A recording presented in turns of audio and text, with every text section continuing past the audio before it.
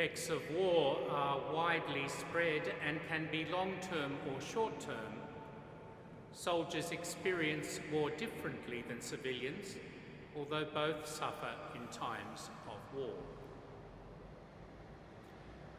So begins the 5,000-word Wikipedia entry on effects of war.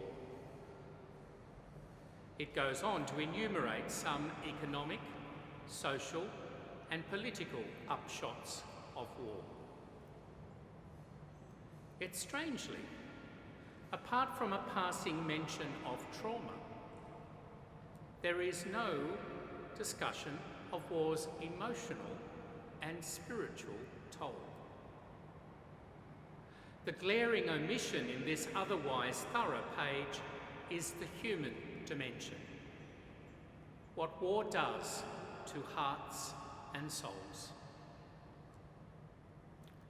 Around Anzac Day, we must surely ask ourselves, what does war and preparedness for war do to us psychologically, emotionally, spiritually? How does it affect the way we think, feel, and believe? One strain in popular culture tends to romanticise war, reflected in films like Sergeant York, Bridge over the River Kwai, The Guns of Navarone, The Great Escape, and Gallipoli, in which war is something of an adventure. But in recent decades, awareness of the brutality of war and the resultant PTSD and even suicide among veterans has grown. Defence forces offer psychological care as part of their mental health and well-being strategy today. And there's a sustained campaign for investigating the mental health of veterans. On a popular level, this new awareness is reflected in films like The Deer Hunter, Apocalypse Now, Merry Christmas, Mr. Lawrence, Platoon, Letters from Iwo Jima, War Horse, and 1917.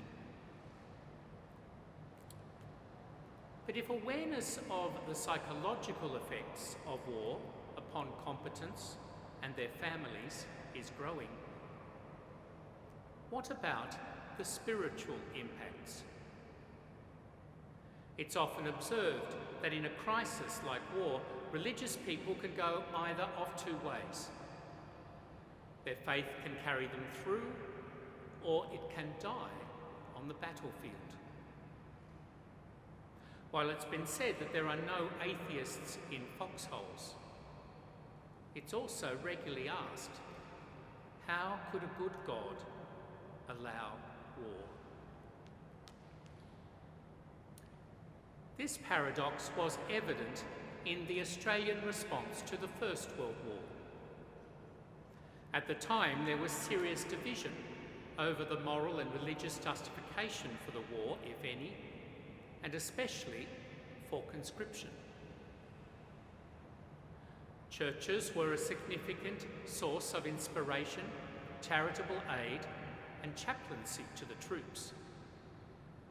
Yet the bulk of soldiers were not overtly religious, and many returnees found spiritual refuge in service clubs more than churches.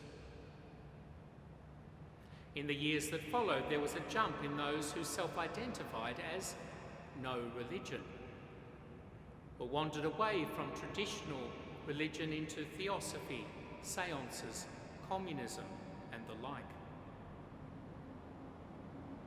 On the other hand, the two world wars and depression framed Australia's most Christian era, and a time when practising rates amongst Catholics doubled from 1/3 to 2.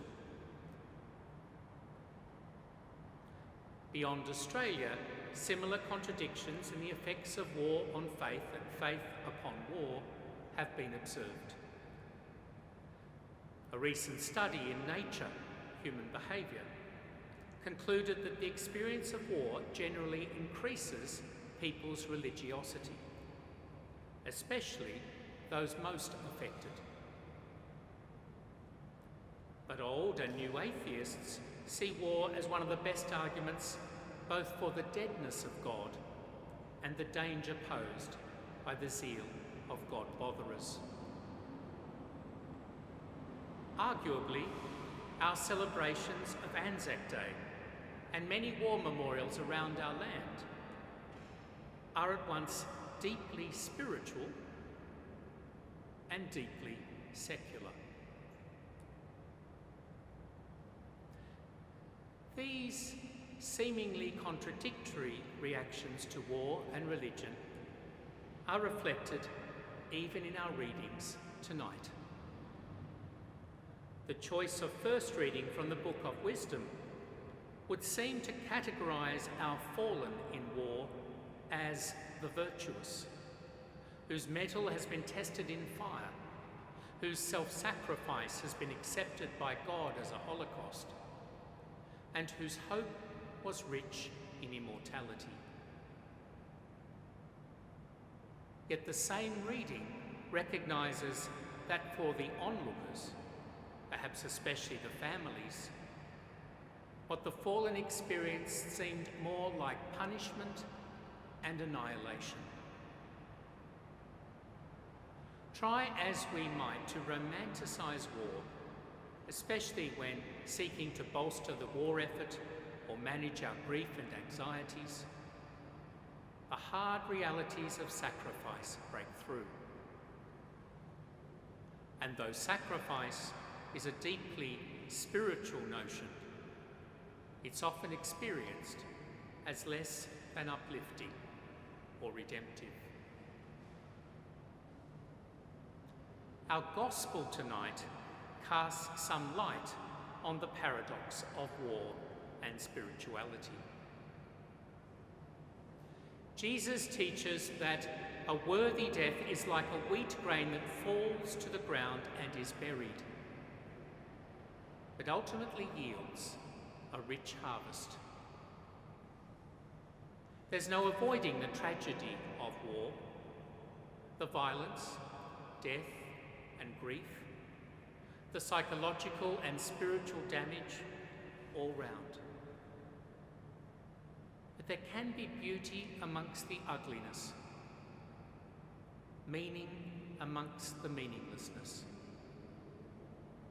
As I observed last year at Anzac Eve Mass, the quintessential Anzac for many Australians is John Simpson Kirkpatrick, the man with the donkey who devoted himself to saving others, but never fired a single shot himself.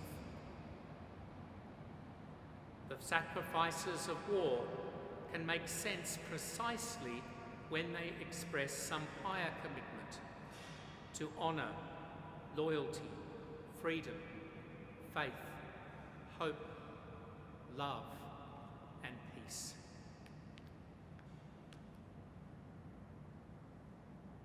In this time of pandemic, there's been plenty of talk of the war on COVID-19. Prime Minister Scott Morrison has said, "We are in a war against this virus." The Queen hinted at this in her rare speech on the 5th of April, saying of our fallen to COVID, "We'll meet again." And President Trump has called himself a wartime president. Such dramatic talk underlines the scale and international reach of the pandemic, the deaths it threatens, the need to co-opt people's energies and ideals, the sacrifices it will require of us all, but especially of health professionals and the isolated, the pragmatic decisions leaders must make. Only a war could get people to put ordinary life on hold, to forego football and pubs and tour, and even to have their gin distilleries turned to manufacturing hand sanitizer. Of course, the analogy with war is imperfect and could even be distorting. But the spiritual resources we bring to the present challenges and the spiritual effects this period of self-sacrifice may have on us may be similar. As this war continues, we will need to dig deep into our personal and national character. If we are to respond with the courage of the Anzacs to whatever troubles our souls. May we demonstrate in the present crisis that we are worthy of those who carried us through our previous emergencies and who endured and perhaps transcended the psychological and spiritual trauma of their times, making of their sacrifice, by God's grace, something redemptive for us all.